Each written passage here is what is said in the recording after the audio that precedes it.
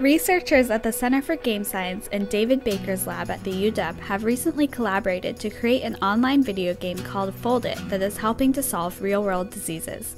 FoldIt players fold virtual proteins to find their correct shapes, which is important for research in the development of medicine, but can be difficult to determine. Firas Khatib, a postdoctoral researcher in David Baker's lab, tells us more. What we do here in David Baker's lab is try to use computers to basically simulate and predict how these proteins will fold. So that's kind of how FoldIt came into effect, basically having humans guide the computation. And so in this particular case here, this was a protein that went unsolved for 14 years. All the experimental methods to solve it had failed.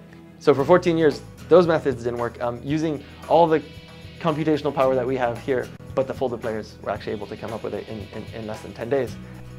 The protein that the players solved is related to AIDS and can help in the development of new drugs. Seth Cooper, the creative director of the Center for Game Science, explains. What this protein actually does, it's related to causing AIDS in rhesus monkeys. And the idea is that now that we know the structure of this protein, you could sort of try to start to design antiretroviral drugs that might sort of inhibit its function and prevent the disease. Though FoldIt begins with a tutorial teaching players the basic skills of protein folding, most gamers do not have a scientific background. Firas thinks that games like FoldIt can be incredibly useful in education.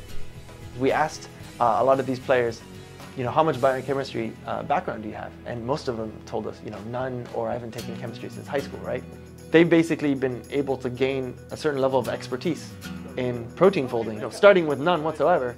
And then the other cool thing is then they pass it on to all the new players that come in and all that. So really, it's just a great educational tool. And we use it in high schools. It's been used in textbooks. We have universities that ask us to post specific puzzles for their classes. Current projects involve creating more games that will contribute to education.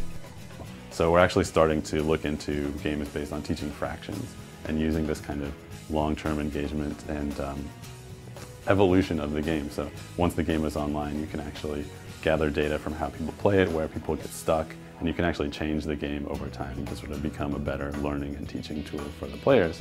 And so we actually want to try to take this to apply it to education as a whole, starting with fractions. FoldIt shows that humans and computers can work together to solve real-world problems. It's really a proof of concept to show the power that humans have. I think in tandem with computers, using the two together is a lot more powerful than just throwing a lot of supercomputing power at it, or just throwing a lot of gamers at it without any computer. That that wouldn't work either. So I think it just shows you need both. Scientific discovery games like FoldIt are creating new applications for video games. I think that is hopefully the direction that some games will be going into, but you're still always going to have games where you shoot bad guys. Hopefully we can sort of show with FoldIt and these kinds of results that gamers have a lot of power and a lot of potential to try to solve problems. But it's a game with a purpose, and a lot of the FoldIt players have told us, the reason I'm playing this is when my family members has cancer or something like that. If there's anything I can do to help, that you get a sense of pride when you're playing this game, and so that's why so many people invest so much time in it. Find out more and play FoldIt online at fold.it.